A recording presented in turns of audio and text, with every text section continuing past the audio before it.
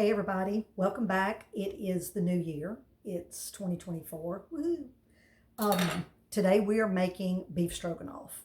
It's divine, absolutely divine.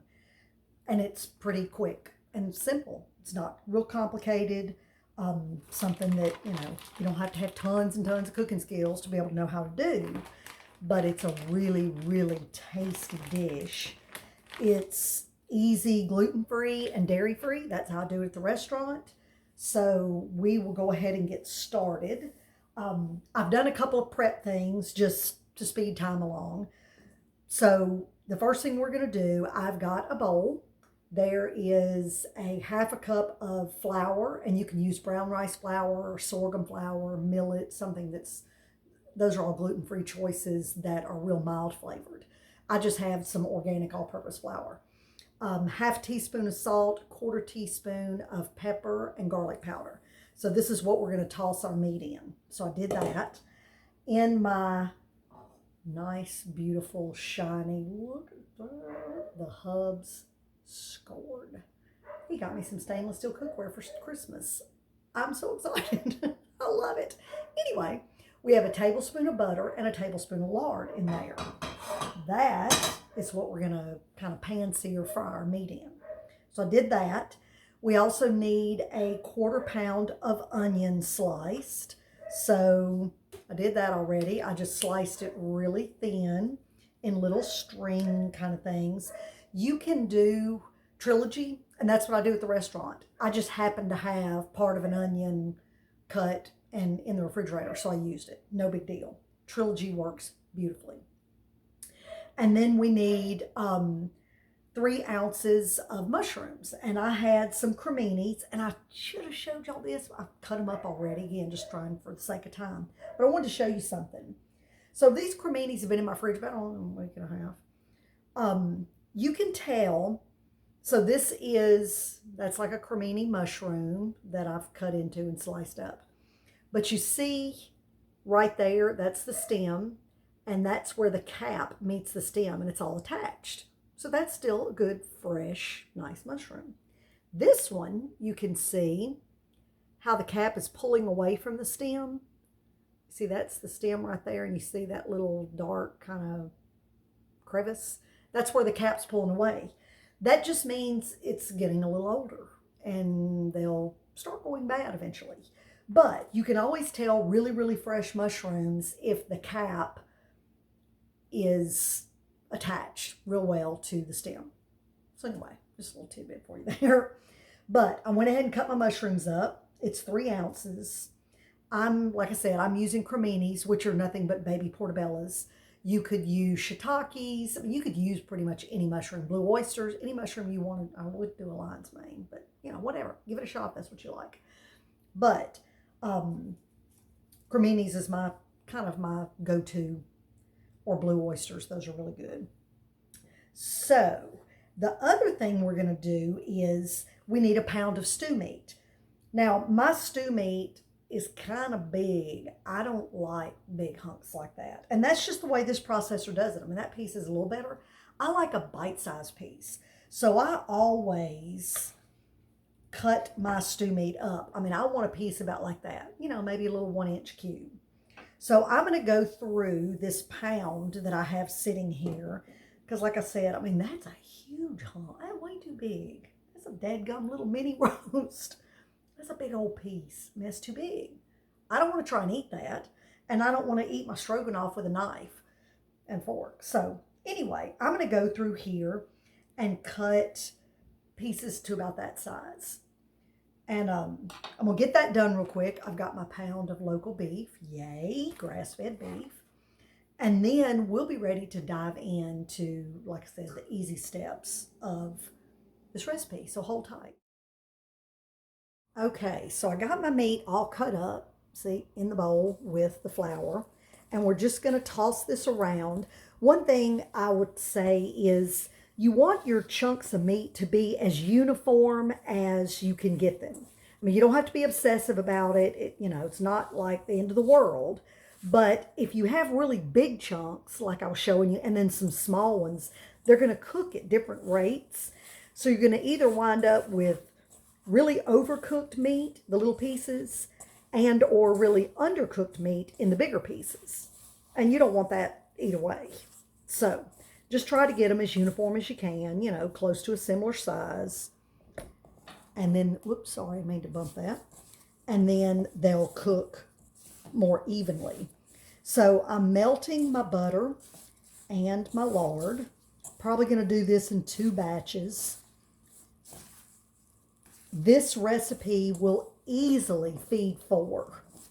Super simple to double, triple, quadruple, and I'd highly encourage you to do that. And then throw some in the freezer. And then on one of those evenings when it's like, oh shoot, I didn't plan, you just drag one of those out, cook some pasta, make a nice salad, and you have a phenomenal meal. Okay, so what we're going to do is you want to shake off as much loose flour as possible, just because you don't want it getting in there, getting brown too early. We'll add some flour back in a little bit. Yeah, this will be 2 batches. And so we're just going to brown this in the butter and the oil for, you know, just a few minutes. And you want it kind of high. I've got it turned up pretty good because we're not cooking it right now. We're just getting it browned on the outside. So I'm going to do this. And what I'll do is I'll stir it around a little bit. You want to leave it sitting. You don't want to just keep stirring it, because you want to get a nice brown coating on the outside of the meat. So I'll let this sit. I'll flip it, let it sit, move it to a plate, do that with the second batch, and then we'll pick back up. But I'll pop in here and show you what it looks like when I flip it. Okay, so I flipped it. This is the first batch, but you see how, you know, you want it about like that. I'll get this in front of the camera where you can actually see it. Sorry, I'm moving it all over. But that's what you want it to look like. Takes 2 or 3 minutes. And then I'm going to move this out and I'll do the second batch. So our meat is nice and brown. Yum. We're just going to set this off over here. And if you like kind of, you know, medium rare or rare meat, this would be done. Because I cut it kind of small, because that's the way I prefer it. If you want to do it larger size, then it's not going to be quite as done through. So do what you like to do. So from this point, we're going to add our onion and mushrooms to the pan. There's the mushrooms, and here's my onion. And again, Trilogy works great. So if that's what you've got, use it. Normally, that's what I would use. All right, let me grab a better spoon.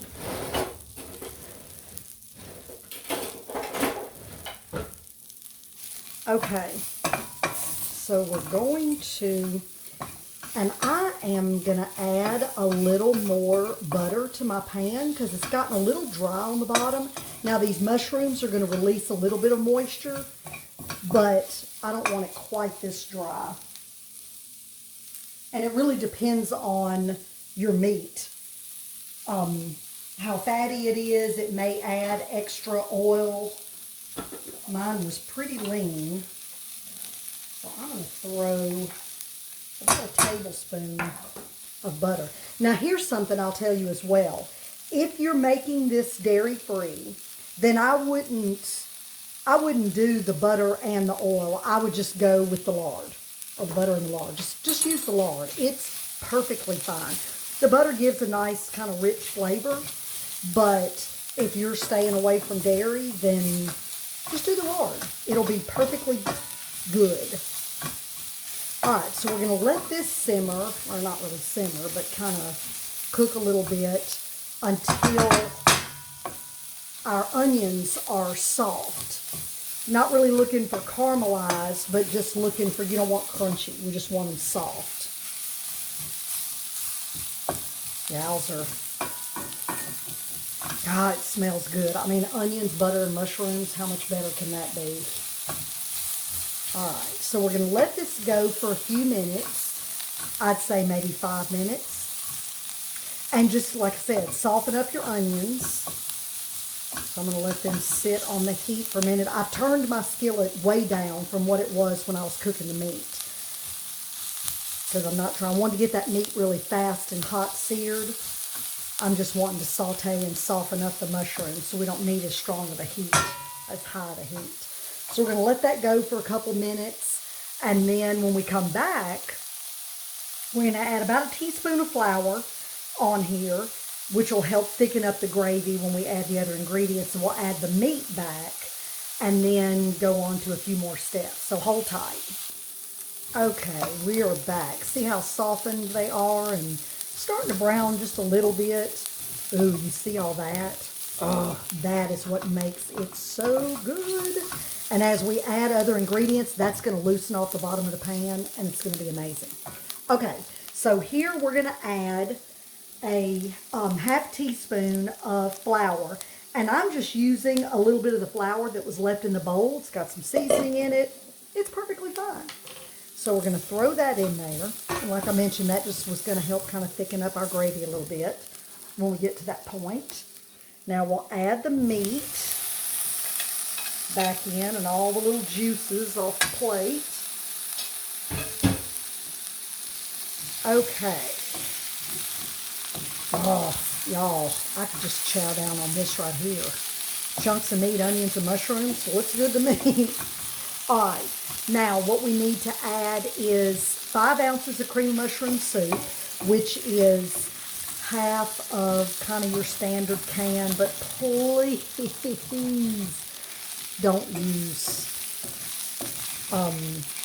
canned cream of mushroom soup. That is the nastiest mess on the planet. So we make our own cream of mushroom soup. I actually have a video of it on my YouTube channel, so I can connect that or link it or whatever the right terminology is.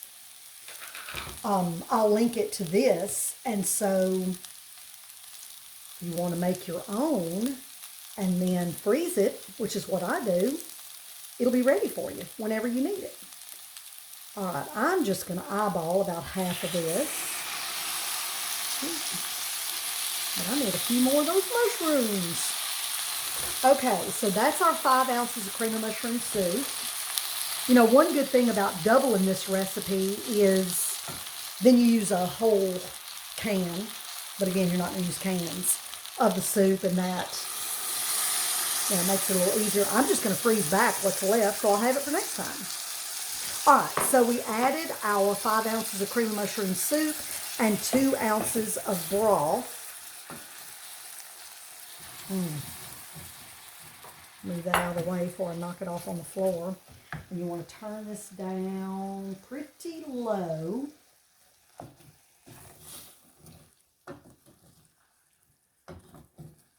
And see that cooking, the liquid is going to loosen. You see that it's already starting to come up. Oh my gosh, and that's what makes it taste so good. That's all your little cooked bits, and it'll loosen as it cooks. So now, you know what I'm going to do? Just because I can and because I want to. I think I had a little extra flour on my meat, and so it's already gotten pretty thick, which, quite frankly, you could pretty much eat it at this point if you like meat kind of medium rare, which I do. But I'm going to add a little more of my stock, my bone broth, to this, because you want to let it sit and simmer on low as you can get it, covered for about 30 minutes. But I want it just a little more brothy at this point. Ooh, see, that stuff's coming up. So that when it's time to eat, it will have cooked down to about this texture right here, this thickness on the gravy. So that's one of those things, y'all. Don't be afraid to just jump in and go, this is a little thicker than I want. I'm going to add a little more chicken stock or bone broth or beef, whichever you're using. I'm using chicken bone broth because that's what I have. Beef works great. Either one of them's fine. You could add more of the cream of mushroom soup. But regardless, I'm going to add probably, I've used 1/4 cup. I'm going to probably do about another 1/4 cup. Throw the lid on. It's on super low already. and then just let it go for about 20-30 minutes.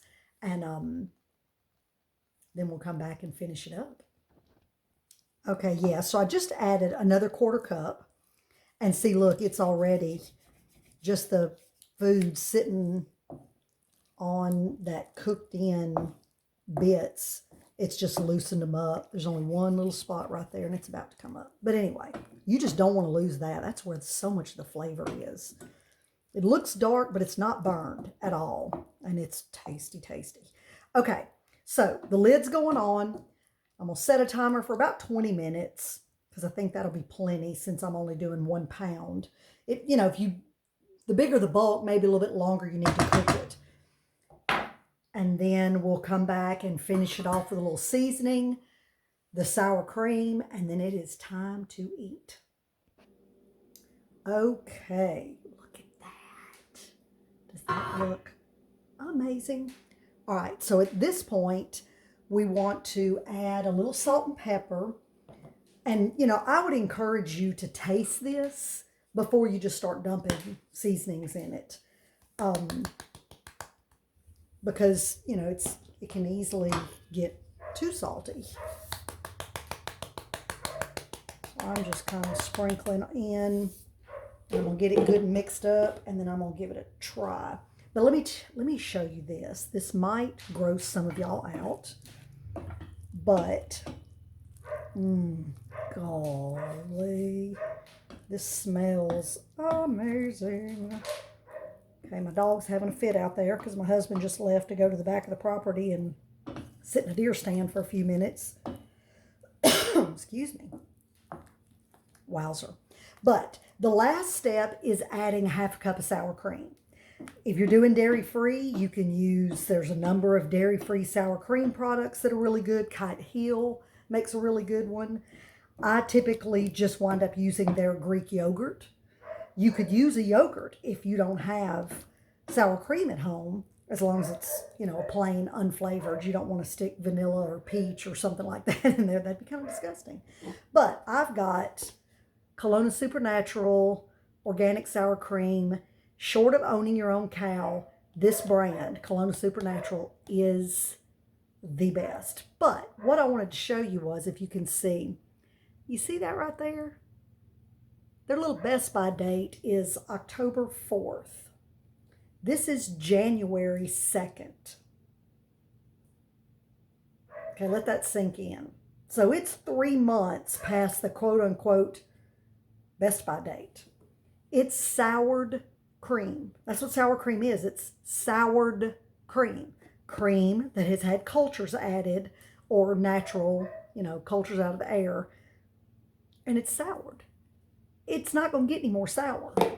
So, anyway, there it is. And I'm using it. And it's fine. I looked in there. I knew I was kind of low, but I didn't realize I was that low. I actually had exactly 1/2 cup. If you look at it and it smells okay, and it looks okay, and it's not growing a bunch of fur in it, then it's okay. And you can use it, especially something like this. It has already been soured by some good probiotic bacteria. So it's not going to get any more soured. It is what it is. So anyway, enough of that infomercial. Now you just want to stir this in really well. Y'all, it's going to be good. And so I'm going to get this good and stirred up. Wowzer, my mouth is watering like you wouldn't believe. And then I'll run, take a shower. And then when the hubs comes back in, I'm going to pop some gluten-free Jovial brand. I've mentioned this before, best brand ever. Tagliatelle pasta, which is just the little, these are like the classic Italian egg noodle style in little nests. And you just boil those for a few minutes and then serve this on top of it. And wowzer. You talk about tasty and satiating and nutrient dense, all the good things. Your taste buds love it, your body loves it, everybody's happy. Doesn't that look amazing? Chunks of meat, onions, thick gravy. Whoa, so good. Can you tell I like this one? Oh my goodness. Okay, so the lid's gonna go on. And like I mentioned, when the hubs comes in, I'm going to pop the pasta in this pot sitting over here to the right, and we'll be eating supper, and that's it. I mean, that might have taken 30 minutes with me moving slow, making a video, and washing dishes in between. Y'all give this one a shot. I'll come back for a quick picture when it's done and on the pasta and on the plate and beautiful, but that's all there is to it. This is classic beef stroganoff, and you don't want to miss this one, so give it a shot. There it is, beef stroganoff over a pile of gluten-free pasta. We're fixing to pig out, and I can't wait. It is thick, sorry I keep moving the camera, and savory and so good. Y'all give it a try.